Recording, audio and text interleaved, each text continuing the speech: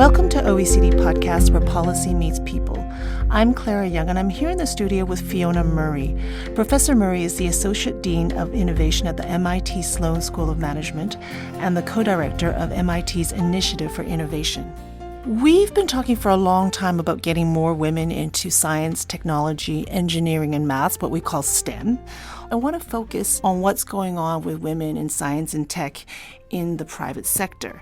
So why are fewer women pursuing scientific research careers in corporate R&D labs? So I think we first have to look, as you say, at the pipeline, if you like, of women coming into STEM and STEM PhDs in universities. The numbers are looking very encouraging and are going up. We're seeing a lot of women, especially coming into the biological sciences, fewer going into mathematics and computer science, although even those numbers are on the rise.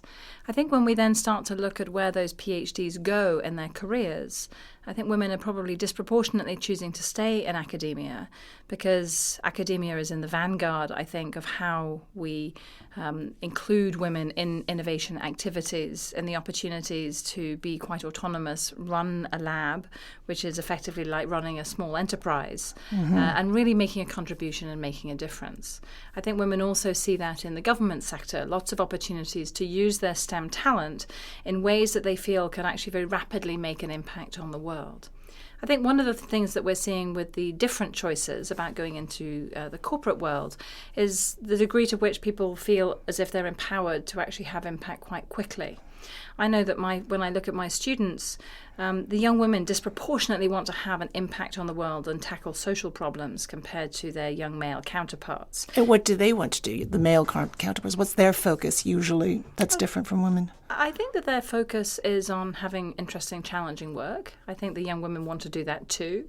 But in addition, there's this additional layer of the way in which young women think about challenge, which is a very impact-oriented activity. Right. So I think that some of that is helping us think through how young women versus young men are sorting into different kinds of careers once they've got their PhD. I think what we might also be seeing is that academia has moved a little more quickly in having women in leadership positions.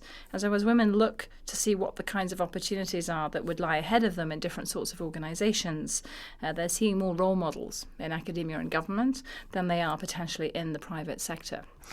You mentioned in the talk that you just gave doing a study with MIT alumni with about 100,000 members all over the world. And something that you noticed when talking about taking an idea from lab to market is that a lot of the women did not do that. They did not go on to become entrepreneurs. And one of the things that they mentioned was that they just simply had not been recruited or invited to do so. Yes, so I think traditionally when people were in academia, they thought about their role as getting a great education, working in the lab and publishing papers. And until reasonably recently, doing a startup and really taking your idea out the lab into a startup was something that was a little bit unusual and perhaps sometimes a little bit countercultural and not exactly the norm.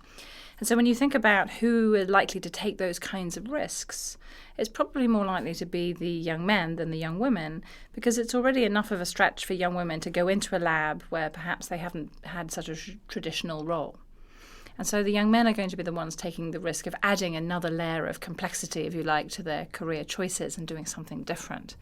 And so I think it's because of that we see the men taking on that idea to impact activity, taking ideas from the lab to the market at a higher rate than the women. As the commercialization activity and entrepreneurship out of universities becomes more supported, more institutionalized, more accepted, and indeed encouraged, when it becomes encouraged like that, we really are beginning to see a shift. And we're seeing many young female PhD students decide that they want to drive their ideas out of the lab to really have that impact. And in fact, entrepreneurial careers then look very appealing against that. What do I want to do with my life? I want to have an impact quickly. Startups are a very interesting vehicle to do that. And so I think we're beginning to see a shift. And that shift is really coming from the STEM women PhD students. You spoke about something called the engine. Yes. Could you talk about that a bit more and how that's helping the movement from lab to market for women? Yes. So one of the observations that was made at MIT was that there were some limits to the capital markets when we're trying to commercialize tough tech out of the university. When we're trying to commercialize digital technology, that is reasonably capital efficient and probably takes 2 to 3 years and a few $1 million to get to some sort of key value inflection point.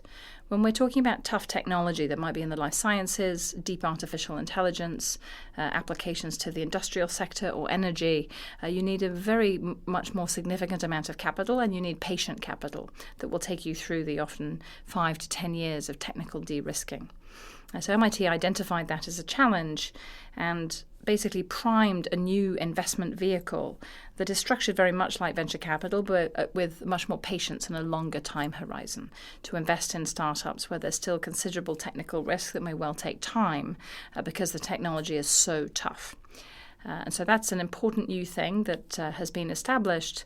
One of the very important decisions that MIT made was to have the leader, the CEO and partner in the engine be Katie Ray, a woman who has a long track record of venture investing in Boston through Techstars and other vehicles.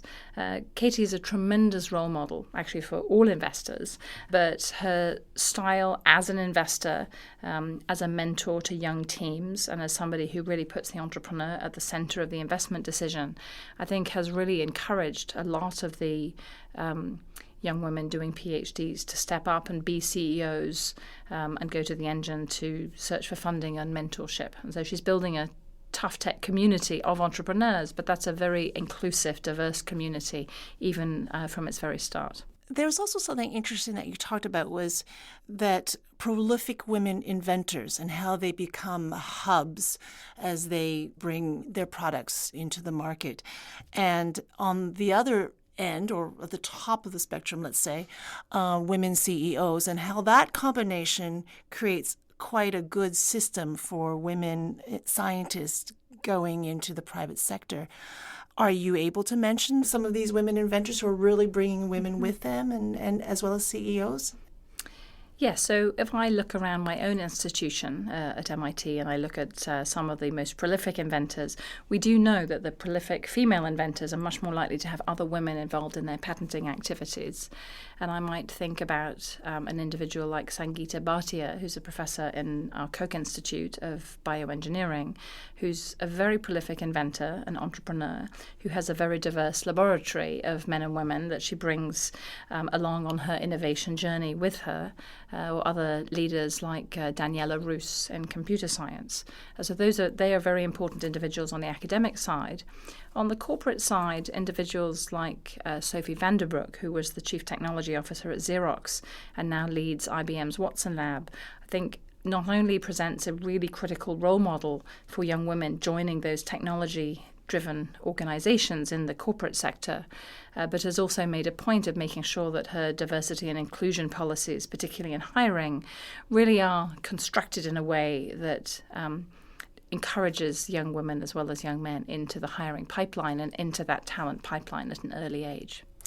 You were also saying that one important thing that we can do or governments can do to bring more gender equality into STEM corporations is measuring, and that will push businesses to hire more women and to be more inclusive. Can you talk more about that? Yeah, so I think when we measure things, we tend to pay attention to them. And so traditionally, we've been able to measure certain things in corporations around gender and equality. So we've been able to measure gender balance on the board, gender balance in the senior leadership team. And we've also been able to look at things like payment equality or inequality in salaries and what have you. We haven't had any particularly good measures of gender-based issues on the innovation engine of these organizations.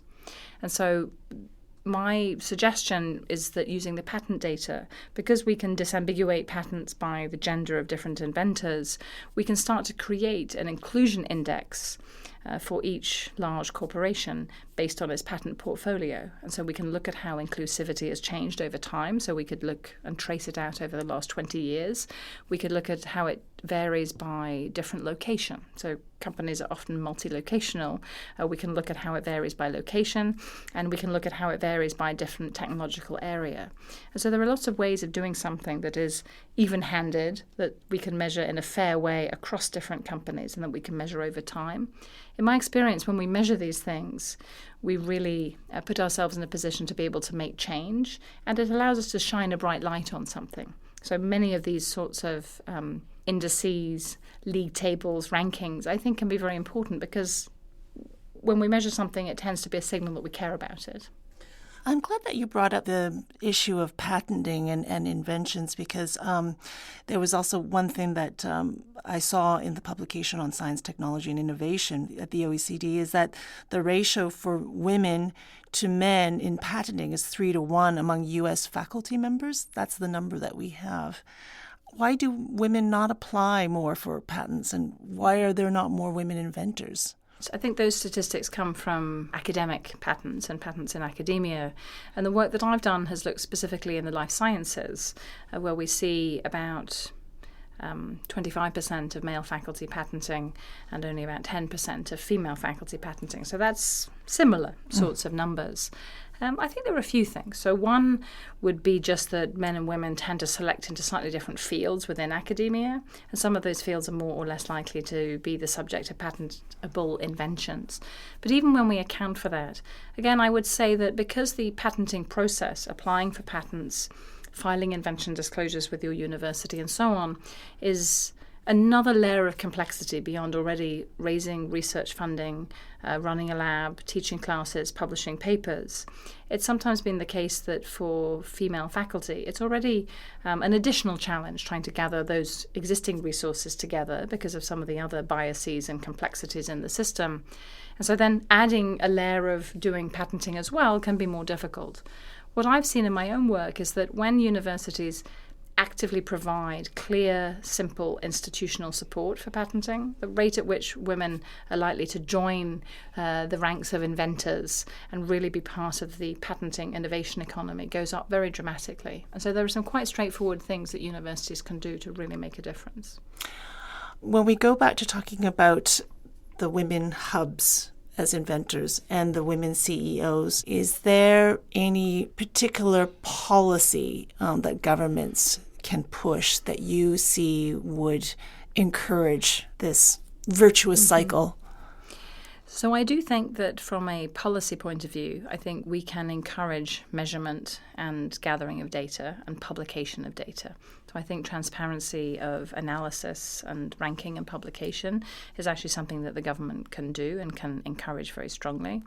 I think government's role in evaluating universities and university quality, which they often do through analysing publications, they could also do through patenting and startups, but asking for the data broken down by gender would again be something that the government would have some considerable leverage, I think, in doing. I think the governments can also put into place, particularly around the risk capital community, to the extent that the government is putting into place either subsidies, support mechanisms for risk capital, tax policies, connecting those policies to directives around gender and inclusion can, I think, make a big difference because, again, it signals what the government cares about and it allows the government to tie one policy together which is encouraging the risk capital community with another policy which is encouraging gender and diversity in those communities. So some kind of gender quota on equity? I don't think it has to be a quota, but the place I would start with, again, is to really ask the question. I would ask investors to really talk about, this basic facts on the ground about who walks in the door asking for risk capital, what the gender and diversity composition is of those individuals, and then what their ultimate portfolio looks like. It's much the same as saying, what are the statistics that we have on who applies for a job versus what are the statistics on who actually gets the job? Because it allows us to see where the barriers are and where the challenges are in the system. Because if we don't see that many women showing up with business plans, that tells us one thing. If we see plenty showing up but very few getting invested, that tells us something else. Right, so because that's how I look at it. Because you did a study where women and men pitching their projects that were exactly the same, I think? Correct. And the different success rates. So we basically wanted to look at whether there was bias in the system. And the only way to really do that is to try to sort of hold the idea constant, which is very hard in entrepreneurship because every idea is different. And so we did that by taking a single pitch and dubbing the voice of the pitch, male and female, to try and isolate the very specific bias if there was one. And we did certainly see a bias in the degree to which people felt that these businesses were investable and something that they would want to invest in. So that certainly means that there's a bias in the system, but we also probably want to make sure that we get enough women showing up with fantastic business plans so that we have an overwhelming kind of parity of numbers of people showing up. I think the more that we see young women as well as young men participating in the innovation economy, it becomes more expected and more usual as opposed to unusual to have women standing up, pitching businesses, being innovative leaders, leading innovation projects in the public, the private sector, and in the university sector. And over time, in addition to structural changes, that's really going to drive change, and I think will lead to a great parity and opportunity for young men and young women in STEM. Thank you very much, Fiona. Thank you. And thanks for listening to OECD Podcasts. I'm Clara Young. To find out more about gender equality in science, technology, and innovation, have a look at the OECD Science, Technology, and Innovation Outlook 2018 on our website. To listen to other OECD podcasts, find us on iTunes, Spotify, Google Play, and SoundCloud/OECD.